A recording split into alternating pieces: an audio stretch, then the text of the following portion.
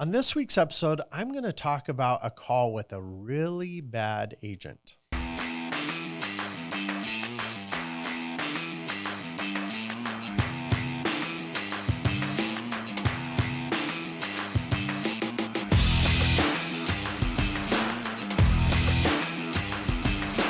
Hello, everyone. This is Chad Owen, the Annuity Sales Coach, and welcome to our show. This is Caleb North next to me. He's the really bad agent I'm going to be talking about. Oh, wait, I'm sorry. I said really bad, not just horrific, you know. Yeah. Who is this? Hello, this is Chad Owen, the Annuity Sales Coach. Well, this is William M. Buttlicker. Hello, Mr. Buttlicker. How may we help you? Michael, I like the sound of your voice. You know what I'm going to do? I'm going to buy $1 million worth of paper products today. See how it's done? Thank you very much, sir. I don't think you'll regret it. See what I did? You're the master. There is one condition, Michael. Yes. You have to fire the salesman that treated me so terribly. Don't do it, Michael. It's $1 million sale. Yeah. No, Gotta clarify. Yeah, we do got to clarify. I think you'd actually do really good in this industry. Well, thank you. It's just, it's hard because the dad/mentor side wants to go, okay, you know what? I know this would do better now for you, but I think what I'm having to do now would be way better in the long run. Because I remember, and the tough side, and anybody that's in this industry knows, to write the numbers I write and do what I do, there's literally Tuesday through Thursday, you are gone all day. Everything's reset. It's, wait, what do you mean? Every week's a new Oh week. yeah, every day's a new there's day. You don't build any kind no of residual, nothing, and that's so true. And for someone who's young, that's going to eventually be starting a family, it would be good to watch him build this empire with me and really be able to create a legacy, because that is one of the things that is very challenging. And I've been in sales since I was 18 years old. Is every week is a new week. It doesn't matter what you did yesterday, let alone last week. It's what are you doing now? That's all that matters. And that can be challenging. It can wear on you for sure. There's times where I just feel like, you know what? I just don't want to. Yeah. And it's actually consistent, but I still do. You got to be willing to do what others don't, because you got to be willing to do what others won't to get to where others aren't. And so, in other words, you have someone that is willing to be dedicated, hard work, push, make sure you're doing it right.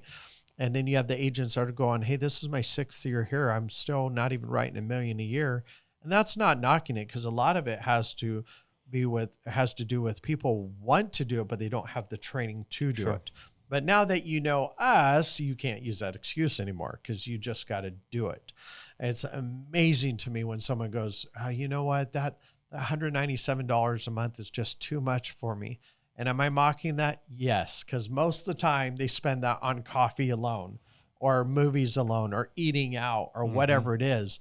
And the common thread I see about billionaires is what they gave up in the beginning to get to where they are now. Right. Now, I do not necessarily agree. My goal is to be a billionaire, but it's not at the sacrifice of my family. Sure. Because a lot of those guys will say, yeah, I gave up my family, my wife, my dad. And I'm like, well, there's your problem. You don't give up close relationships for anything. They value relationships over money all day long. That's what I do. I'll take a relationship over. I mean, if you said, and this is flat out, if you said, hey, you can get rid of Caleb for $1 billion. I'll give you $1 billion and you don't talk to him anymore. I'd tell him, you keep your $1 billion. You know, I need something to pay the psychiatric bills that I have to go. I'm the reason for the bills. No, but I'm serious. I'll take a good relationship over money all day long. And there's no amount of money you could ever put in front of me to change that. Yeah. I've had somebody ask me, well, would you take $1 trillion to hurt someone intentionally? I'm like, no, definitely not, unless they really deserved it. No, I wouldn't, period. There's just no amount of money to jeopardize ethics and integrity. There's nothing. And that's why we do what we do. And it's interesting because I'm indirectly, accidentally going into our topic about a bad conversation I had with a bad agent. Right. And they were willing to jeopardize ethics and integrity. Well, I can't even say that because they don't have ethics and integrity. They were pretty much non-existent to start with, non-existent. based on the conversation I had. And I'm going, God, man, you are willing to mess people over for leads. Because he basically said, and I hit this a little bit about a little bit last week about, he said, if you give me leads, I'll sell any product you want me to, even if it's a bad product. And I told him, I said, from this point on, there is nothing you could tell me that would persuade me to ever have you as a contracted agent, period. Yeah. And he tried a little bit. I said, this conversation's over. We're done. And that was the kiss of death, man. You tell me you're willing to mess over someone for some money or leads, it's done. Don't even bother trying to talk to me. And there is no point, except for maybe a come to Jesus moment where you just literally got your life together and you figured out you're a jerk and you needed to start doing things right. But there better be some proof in that. Yeah. And so there's my rant. Yeah. That's why I encourage agents to really, really work to not get to a place of desperation. And it's a tough concept. I agree with that, but there's so many people out there that we know. I mean, the Wolf of Wall Street was created not out of desperation, it was out of greed. Mm-hmm. I mean, and they say, that movie, even though it's foul, you don't want to watch it. I mean, I tried to watch the TV version and I was like, forget that. But, this greed machine isn't out of desperation. Right. It's out of just constant need for more. It is. And I say this to my clients all the time. I go, you will never see a movie made out of a fixed indexed annuity guy. I mean, it will make 7 Years in Tibet look like an action-packed movie, okay? Or Eat, Love, Pray as an action-packed movie. Wow. It just, not that I've seen that all the way through because I fell asleep. But anyway, it's like we're watching a movie called Eat, Love, Pray. Okay, you already lost me at the title. Well, eat and love, that's good. Well, pray, it's all good. It's just, it was a totally different type of pray. But anyway, I do like Prey. Yeah. And I do like Pray. I agree. But, okay. I think for most, I think. Why do you guys listen to me? I wonder that. I'm like I get so sidetracked all the time. And I'm like, I can't believe we actually have so many people listen to me. I got a hunch they're over there just chuckling. I hope. I do have people. I actually have a guy who's in the property and casualty, and I am trying to get him, and I will not say his last name, but David, you need to come over to the light side, because once you get into the annuity side of things, it's so much easier. The property and casualty and health insurance and Medicare is just brain damage to me. Now, I do have some agents that do Medicare, and they love it. Sure. They thrive off of it. That's just not my thing. And they have excitement about it, and that's just their passion. Yeah. But man, I think honestly, greed outweighs desperation a lot. I think it does. I think the difference that I would probably place on the two is that with this individual, I agree. I think it was greed, because I think there was wasn't both. I do agree it was both. But there never seemed to be any indication that the values and the ethics and the morals were actually there to start with. It was just this desire for more. Whereas I think when you look at desperation, typically it's somebody that probably started out with the right intentions and they got into between a rock and a hard place, and now all of a sudden there's this thing that starts going on in the mind of, am I willing to sacrifice this piece of my ethics and my integrity for the sake of getting this deal, or whatever it might be? And I think desperation takes probably a good-hearted person and makes that wrong choice look more attractive. But those that actually have the ethics and integrity will stand firm in the midst of that. You know what I find funny too is, boy, this is going to ruffle some feathers here, but I don't care. You got people in desperate situations that are preyed on by people who are greedy people. Mm-hmm. And what do I mean by that? A lot of these organizations that basically get anybody writing any product at any time that aren't qualified, but they got these fancy clothes, fancy jet, fancy cars, lavish lifestyles, but they got all these quote unquote peasants working for them that don't even know what they're doing, don't even know how to do it. And they'll put agents in front of clients that they don't even know what they're doing, saying they'll give you leads, which is off of a weird structure as it is. And I'm saying there are so many organizations that do this. Right. I mean, it's not one particular. I can think right off of the top of my head about 15 different organizations where they and this is through experience, they'll get people that don't know what they're doing, and they'll tell them, oh, well, you need to call all your friends and all your family. And I'm like going, whether it's life insurance or annuities, you're putting them in a situation, and I go and I have to replace these products if I can, that are such dogs that, why do they say such dogs? Because I like dogs. Yeah, we use that term a lot. Dog index strategy, dog products. I do. Yeah, you say it a lot. Why do I do that?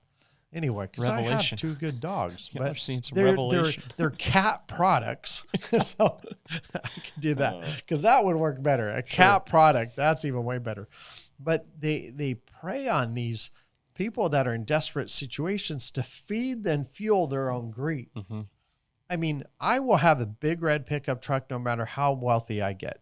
Period. That's just what it is. I don't care about fancy this, fancy that. My jeans are from Costco. My polo shirt's from wherever we got the best deal on. That's a good shirt. That's not how I work. My drive is making sure agents have the best products for each client situation so we can grow together. We can all have success stories together. Yeah. And that's what it comes down to. So be careful. Don't get desperate, and don't surround yourself with people that their draw is, hey, look at my jet. Hey, look at my clothes. Hey, look at my car. Hey, look at my lifestyle. Hey, look at my whatever it is. Look at my watch. Look at my, I mean, I was in the jewelry business for years, and still to this day, people will look at watch as a status. What they don't realize is when we sold these high-end watches, a lot of them were sold on credit. Wow. They just wanted the status. And they would take a 10% interest rate to buy this watch so they looked a certain way. And I'm not impressed ever by people's financial appearance. To me, it's how much do you give? How much do you pour out? How much do you really want what's best for people? And that's what it comes down to. And this agent Caleb knows this. I was ruffled and riled. I haven't seen you like that in a minute. No, because there is nothing more triggering to me that you're willing to harm someone else for your gain. If you think about that, human trafficking, domestic violence, unplanned pregnancies, things like that, where people are trying to harm someone else. And I don't care about ruffling feathers in that area. If I'm standing up for someone who needs to be stood up for, I'm going to make sure they're taken care of. And that's my priority. And this guy just flat out said he will mess over someone for a lead. I just had this thought. You said, I don't mind ruffling feathers when I'm standing up for somebody that needs me to stand up for them. And I thought you were going to say, heck, I won't even ruffle the feathers. I'll pluck that whole chicken. Absolutely. I completely agree with that. There's just, because if you think about it, if people's first thought, now obviously you've got to take care of yourself, but if you're so focused on yourself, you're never going to pay attention to anyone else around you. So yes, you need to be healthy, but if we always looked at what is the best for our clients, what is the best for our agents, what is the best for our friends, our family, then holy cow, how great would this world be? Yeah. That's where my passion is whose life do I get to change today? And not in a bad way, because you can change people's lives, both good and bad. But man, if we would just focus on this in our industry's why do you think they got, oh, you're a life insurance salesperson, or you're an annuity person? Why? Because the products that they were pushing at the time, I'll tell someone, I am a horrible life insurance salesperson. And like, well, why? And I said, because I'll only get you a life insurance policy if you need it. Because if you talk to a true life insurance salesperson, it doesn't matter what your financial situation is. You need life insurance, period. No, if you're worth $5 million and you've got your estate taxes taken care of and everything's structured right, and you don't need any life insurance, then no, you don't need that. Now, if you want to do some wealth preservation or you want to try and expand, because most of the prominent billionaires in the United States have escalated wealth through life insurance. Right. So I don't have a problem with that. But man, if you don't have to do that, don't sell it. Yeah. If they don't need an annuity, don't sell it. If you don't have a product that meets what they need, don't sell it. If they require too much to live off of and there's no product that can meet that need, don't sell it. Right. Period. Yeah. That's why you say when you're calling leads, you're not, the intent is not you're not calling them to book the appointment. No. You're calling them to qualify. Yep. Figure out, is this somebody that I should meet with? And then if it is, okay, great, book the appointment. So now you know, and I'm not knocking this because some people do very well at this, but that's why I don't have an appointment setter. Because an appointment setter's number one job is to get the appointment. My number one job is to qualify and see if this is even a good match for them. Yeah. And I have no problem. I had a person just tell me today when I was making calls, they said they had 200, 300,000, 400,000. I can't remember exactly, but they said, why are you wasting your time on me? I don't have that much. And I said, I don't care if you got 20 million or you got 100,000. I am trying to find a problem that you have and then have a solution to meet that problem. It's not about the dollar amount you have. Yeah. So that's my focal point right there. Absolutely. You made a statement one time. You talked about medical malpractice, and you equated what agents do sometimes to medical malpractice and basically called it financial malpractice. And in this particular instance with this particular agent, they were willing to step into financial malpractice for the sake of some deals. And there are so many agents that do that consistently. I've seen agents that want to replace products that they personally sold 5 or 6 years ago. Yeah. And I want to say this guy's name so bad, but I'm not going to. But there's a guy in my area. God, I'm not going to say it. But that I have seen the document he sends out to his clients telling them, well, I can get you an 8% bonus, which takes care of that 4% surrender charge you have. And he sold them with an income rider. So he doesn't even count. He shows their account value. The surrender value does not show the income value, but is purposely trying to get that person to replace it. Then I had another letter where he is referring people to his wife, which is now a broker, which you can't do that either. I can't tell you to go to a broker and because she does stocks, bonds, and mutual funds and recommend that. Now, a broker can refer someone to me, but I'm not supposed to refer to them. And because there's an absolute conflict of interest, right? His wife is a broker, so he's now trying to get people to surrender their annuities so she can build her business. Wow. Yes. After he already sold them, probably made it out of the first year, so there's not going to be a charge. They're usually 3 to 5 years old, so there's still a pretty good surrender charge on them. Yeah. That's rough, man. So just do the right thing. Yes. My blood pressure's up. 15-minute podcast to say do the right thing. Treat your clients. You know, and you can't say treat your client how you treat your mom because a lot of people are jerks to their mom. So I had one agent say, "Oh, I was helping this client," and they go, "Yeah, this guy said he would sell his own product to his mom," and he said, "Yeah, he'd probably leave his mom destitute too." So I mean, I've seen some horrific stories happen with family, and I'm sure everybody here could tell me some too. Well, I think it's a fundamental heart problem if you have to put somebody that you don't know well and think of them in line with somebody that you care about because you just don't care enough about that person to start with. That's like a fundamental heart issue. So you mess over me, but you won't mess over your mom. Right. You know, I'm not going to mess over anybody. Right. Like even the concept of, and I get it, like golden rule, if you treat people the way you want to be treated, it's like, okay, so now I have to look at you with the selfish lens for me to treat you the right way. I want to treat people better than I want to be treated. Right. I mean, that's honest me. I don't expect, I'm going to treat you this way so I get treated that way. I mean, think about if you did that in marriage. You know, I'm going to treat you good so you treat me good. No, why don't you just treat them good? Yeah. Any relationship. Why don't you just treat them good because you're a good person? So, yep. Okay, pretty tall soapbox there. There's nothing. My number one fuse is when somebody is willing to hurt someone else for their own self-gain. And there's a lot of ways that can happen, but in our industry, we need to turn that around and we need to put our clients' needs first with the best product, with full fact-finding, with great training. And that's why it's worth the investment for you to get into our training academy, to join our marketing organization. We are all about doing what's best for the client. Yeah. So. I heard somebody say one time, sorry, I always have these little tag on the end. I heard somebody say one time, there's essentially zero risk in learning from somebody who does already what you want to do the way you want to do it. The character there, the way is a key piece. But yeah, you're doing it. So learn from Chad. Okay. Thanks for listening to my rants. Don't be that other person. And you have a great day. Happy selling.